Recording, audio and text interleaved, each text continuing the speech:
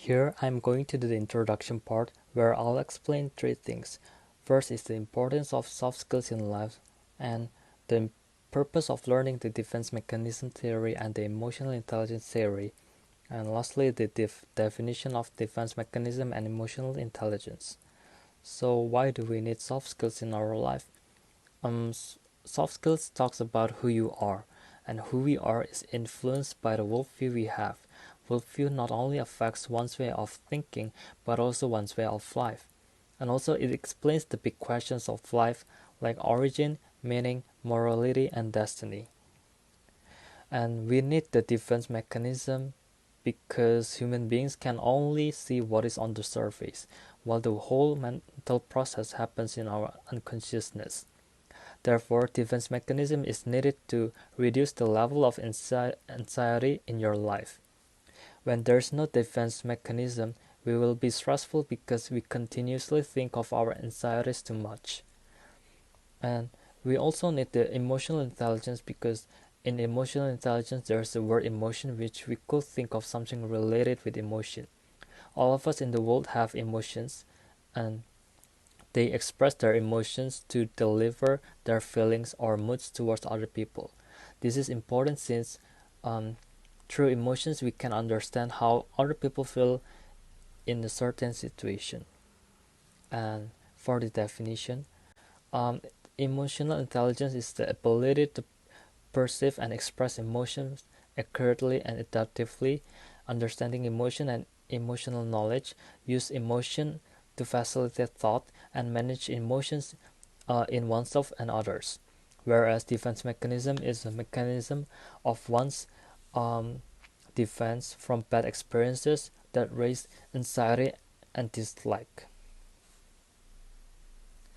Moving on to the conclusion part, um, as I have explained before, the emotional intelligence is the ability to perceive and express emotion accurately and adaptively, understanding emotion and emotional knowledge, use emotion to facilitate thought, and manage emotions in oneself to others. So, soft skills talks about who you are, and who we are is influenced by the worldview we have. Therefore, having good soft skills will affect one's way of thinking and one's way of life. Since it influences one's way of life, it will affect his or her future. Having a good understanding of soft skills can lead to a better path of life for our future. Thank you.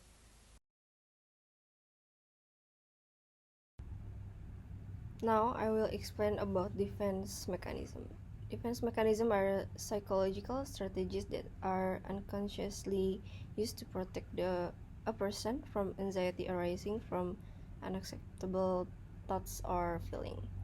The process is usually unconscious, and the compromise generally involves concealing from oneself internal drives or feelings that threaten to lower self-esteem or provoke anxiety. The term was first used in Sigmund Freud's paper, The Neuropsychosis of Defense.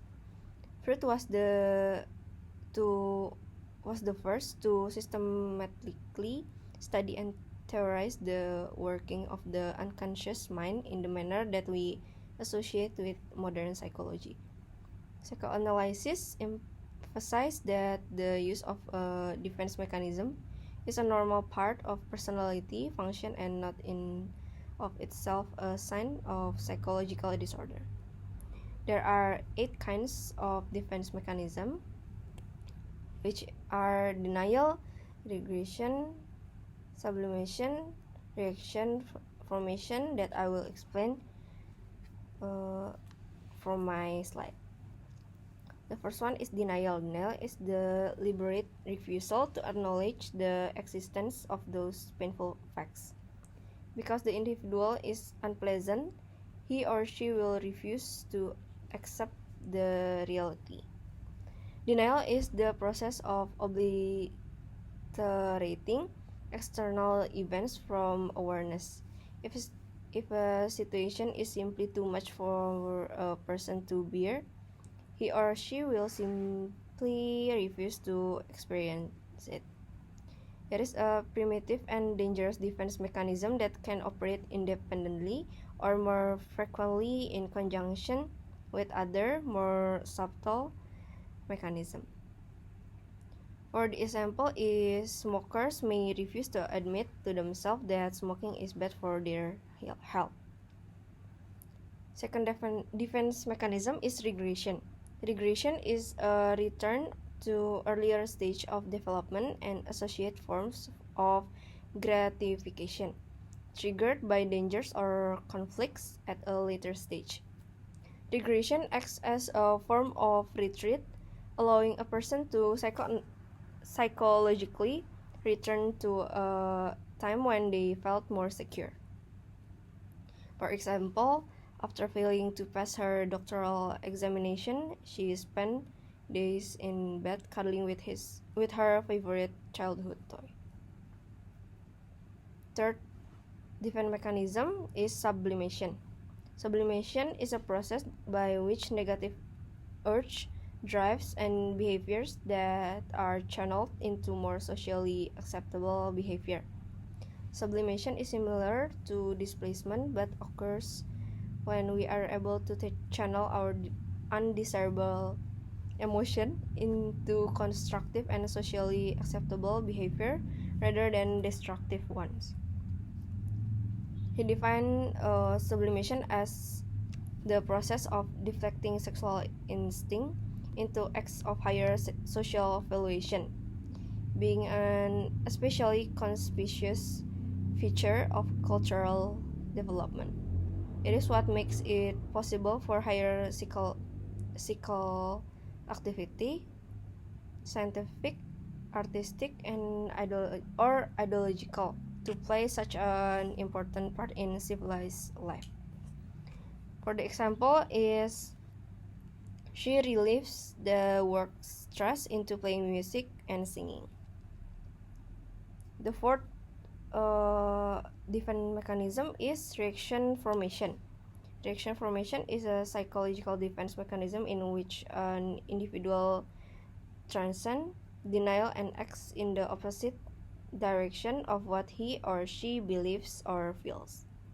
Conscious behaviors are adopted to alleviate an individual's anxiety about socially unacceptable, unconscious thoughts or emotion. Typically, the formation of a reaction is characterized by exaggerated behavior such as showiness and compulsiveness. By implying reaction formation, the ID is satisfied while the ego remains unaware of the true motivation. For example, the person is angry with her coworker for always arriving late to work after a night of partying. But she is nice and agreeable to her and affirms that the partying is cool.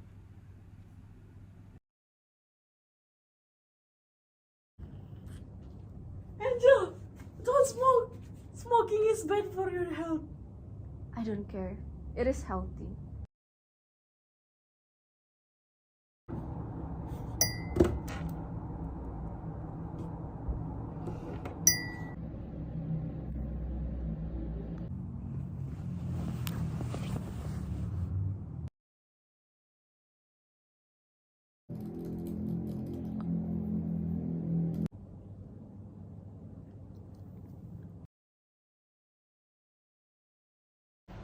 Why is he always late? So.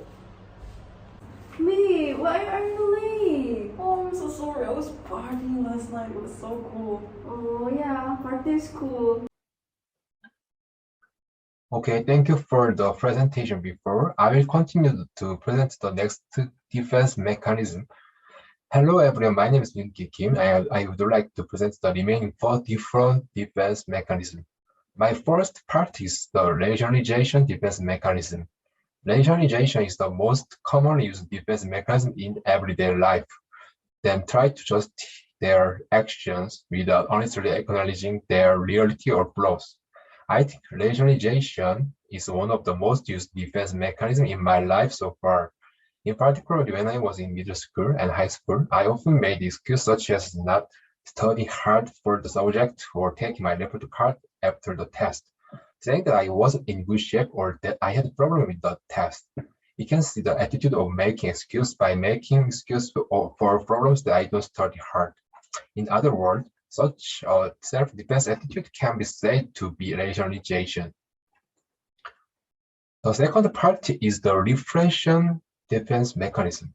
Repression is the most commonly used conscious defense mechanism to resolve anxiety or conflict.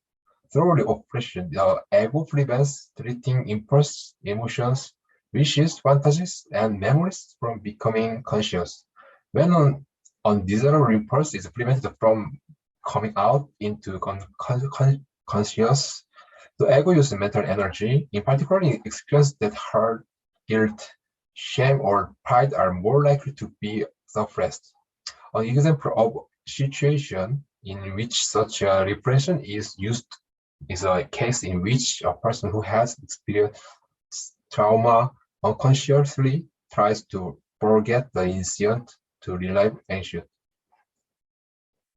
The third part is projection defense mechanism.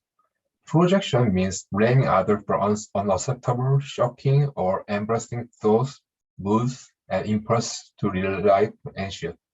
Projection is an undesirable defense mechanism because it distorts reality by blaming others or surroundings and hiding the truth rather than trying to accurately view one's needs or problems. Then what is the example sentence of the projection? I'm not angry because of what you said. I'm not angry at all. You are angry. On this way, the method of thinking that there is no problem at all and that only the other person has mercy is called projection. The last fourth is displacement. Displacement refers to unconscious, unconfronting, emotionally important but psychologically unacceptable objects with similar other objects that can be accommodated. In other words, instead of giving up a desire that cannot be satisfied enough, this is a method of satisfying it with a desire that are less satisfactory but sufficiently satisfactory. I like listening to other people's stories, but I can't tell others about my worries and disappointed and bad feelings. The biggest reason is that I don't want others to worry because of me. It is not easy to express many things inside, so it is often painful because it's very stressful. And there were many cases where I endured everything and later become annoyed and angry with the other close friend. It's because it's comfortable because we have been together for a long time and they know me too well and accept everything. So I'm so always sorry for that. And even when I think about it, there are many times when I think that my behavior is wrong. So I always decide to fix it. I had a very difficult experience because I caught it on my body for a long time.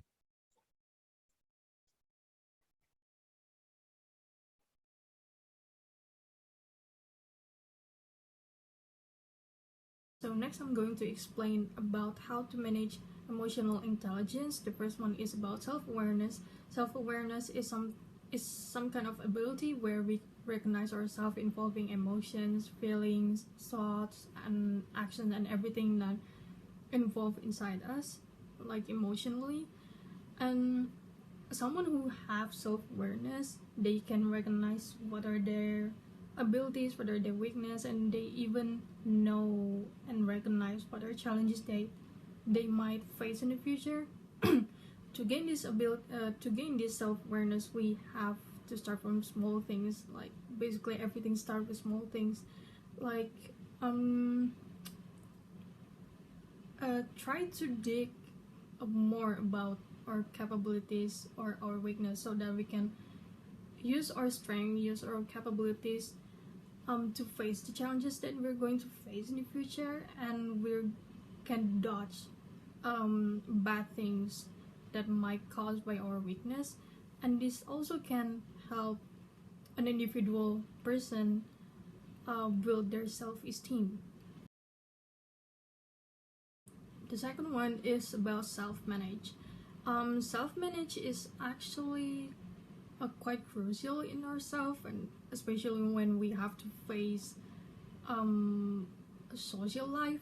So self-management is our ability to manage ourselves, especially in behaviors and thoughts, emotions, in a conscious and productive way. So someone with a strong self-management skills can act differently according to the conditions that they face at the time, and they mostly can control their anger, and they know how to avoid distractions and work in a productive way.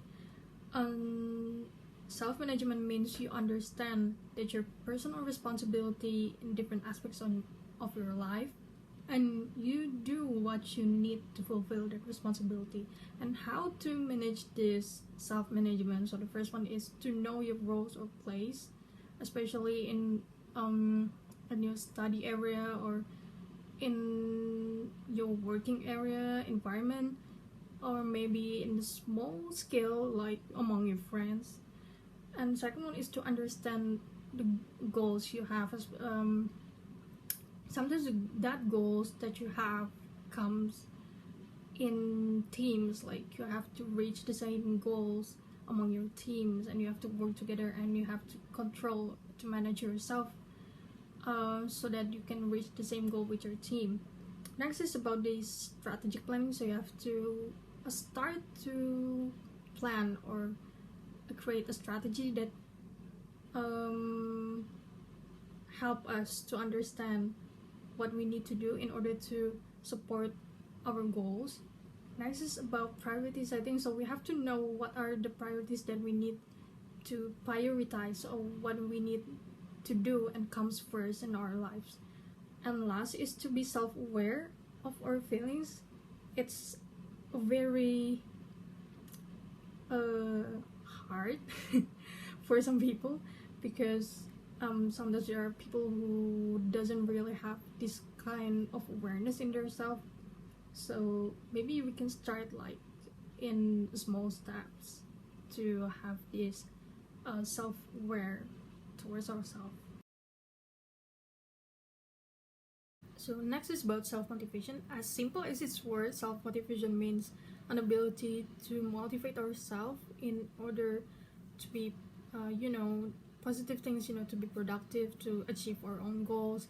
And what we should do to manage it or to reach self-motivation is by looking for something that we like, what we want to achieve, our goals, what we desire in the future, and we set it as our checkpoints,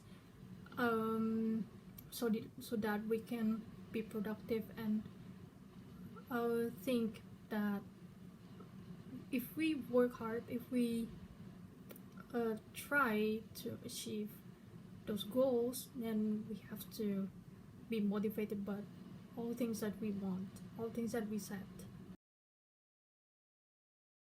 And the third one is about social skills, how to manage them. Social skills, based on my opinion, is actually a skill where we place ourselves or involve in social life, especially among people around us.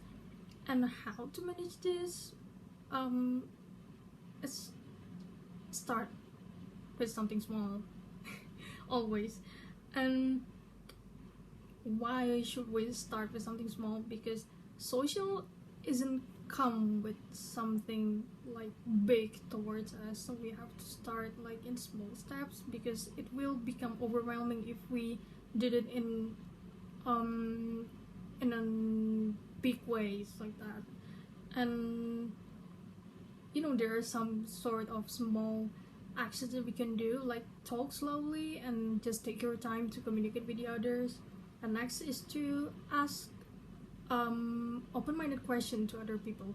So asking this kind of question can actually build a strong bond among others with you, and they also will feel like, oh, you're really knowledgeable, or you had a lot of topics that you can discuss with each other, and it will make them feel like both of you have connections and quite a strong bond.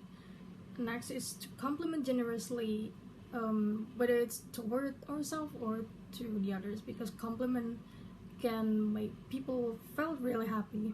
And then will simply practice your good manners toward others. It's actually really basic in our lives, and practice our body gestures, because sometimes body gestures can like expressing ourselves that we try to hide, so we have to practice it really well. And like there are a lot of cultures that use body gestures a lot, so we don't want to do mistakes with that.